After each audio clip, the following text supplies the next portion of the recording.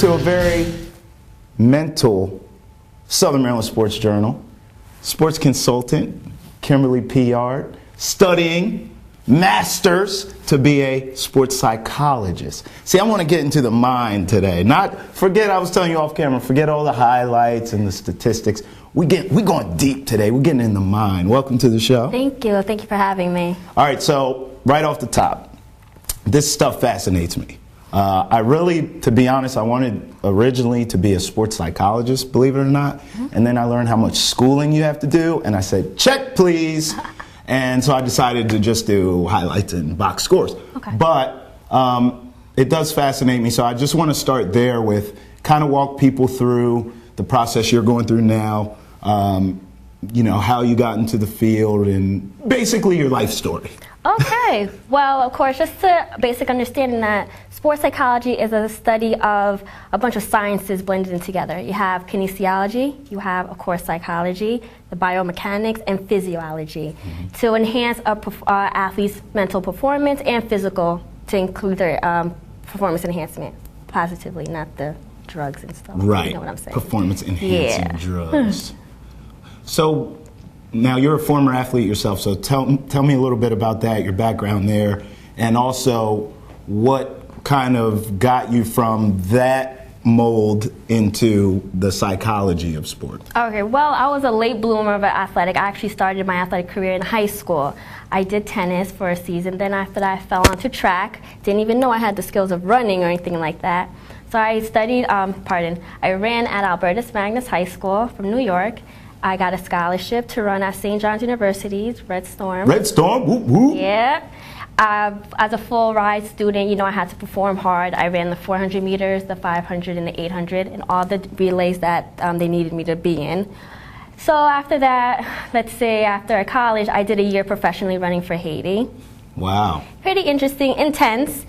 Then I figured, I love athletics, I love track, but it doesn't last long forever. I need a backup plan, so I decided to go and get my master's degree at Cal U of Penn. And I'm studying my sports psychology, getting my master's, basically to allow athletes to remember, yes, you have the physical ability, but is your mind intact?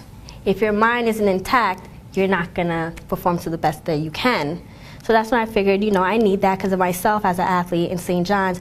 I could compete. I was there to perform, but I wasn't mentally there. That's exactly what I was going to ask you is, were you one of those athletes that got it mentally and maybe you had some sort of, physical disconnect, but you're saying it was the opposite. Physically, you were money, but you didn't have that mental part. So that's kind of what drove you to further study that? Yes. So again, like I said, I was the go-getter at practice. I was known as, she can practice hard, but when it came to the track meets, I crumbled up. Okay. My comp, I doubted myself, like, can I do this? Did I do at practice on Monday? Would have rolled over to Saturday's meet.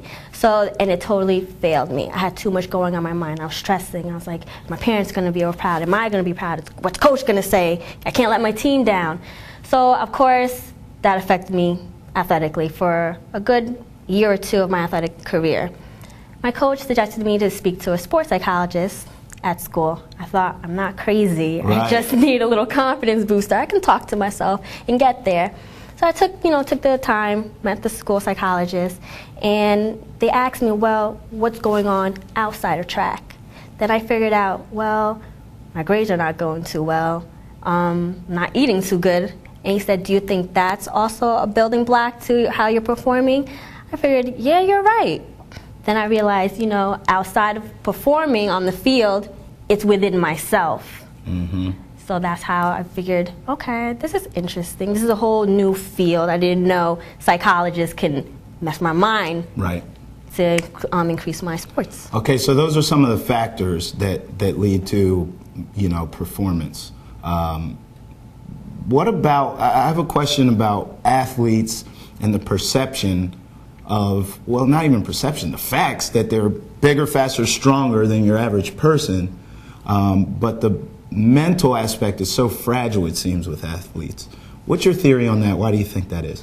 Well, I believe you're bigger, you're faster, you build on that. You go to the weight room for strength. You go to the basketball court for your speed or so on. But no one really takes the time to worry about your mind. Coaches don't have to, don't take the time to worry about, oh, is your mind right? Are you okay? No, they want you to perform right now, do what they wanted, and go ahead and do it on the court. But if your mind isn't right and you're not confident, you don't have the time to nourish it, right, it doesn't come together at all. What's the difference between, because for every Michael Jordan you see, Kobe Bryant, even in other sports, great, like a Tom Brady or Peyton Manning, guys who are elite level athletes, you see 10 just average Joe type players. Exactly. What's the difference between an elite athlete and then just your run-of-the-mill guy mentally? Mentally, you need attitude. You gotta have a positive attitude, which falls over to motivation. When it falls over to a motivation aspect, you have to be able to be people skills. You got to know how to talk to your coaches, talk to your teammates, family and friends. After that, those three components are boxed in together, then you start putting imagery into play. Sit down before your game and literally play the game in your head. Where am I going to be at this point? This is what's going to happen. And when that point of the game comes, you've already predicted what you want. The whole game is in your hands. You just have to play it out. Then after imagery, you want to do self-talk. Talk to yourself positively. I can do this. I know what I'm doing. Don't let a competitor who came to your court, take it over. You know your home ground better than your competitors. Following that, I would say, of course, confidence and commitment. You want to be committed and set realistic goals for yourself. Okay, I'm going to throw a couple scenarios at you. If an athlete shows up and is on your couch, okay? Okay. I'm going to throw a couple scenarios, you run through them. Maybe it's the same type of advice. Scenario one, you're going from, let's say, high school athletics to collegiate or collegiate to pro. Athlete comes to you, head's all screwed up. How am I going to compete at this next level? You would say what? Well, put down the list that what you did, whatever, if you're going from high school to college, professional. What did you do then that you want to do differently on the next level?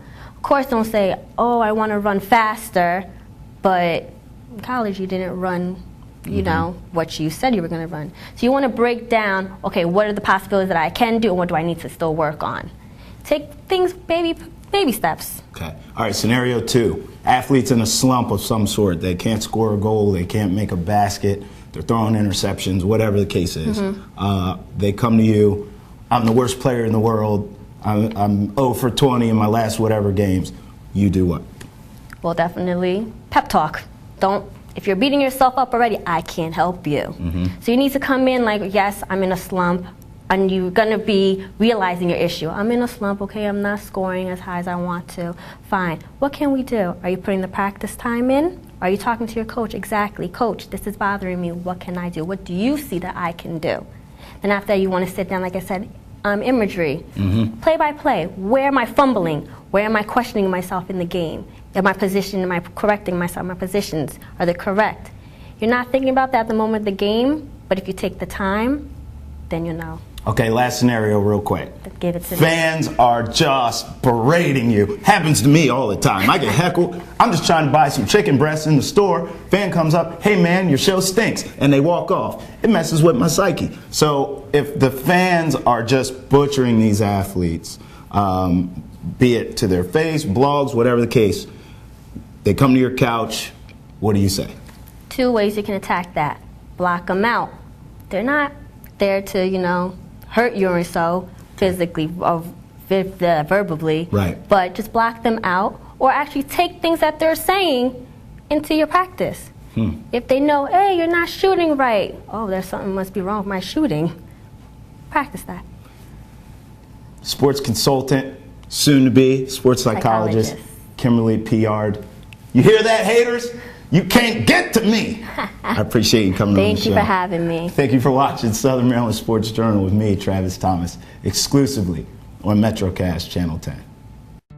Changing times brings changing needs. That's why, for your convenience, Booth's Heating and Air have extended their service hours to 10 hours a day, Monday through Saturday, at regular service rates. Through rigorous training classes and courteous business practices, Booth's technicians always go above and beyond to provide you with award-winning customer service that you can trust. Booth's Heating and Air, serving the Southern Maryland area since 1993.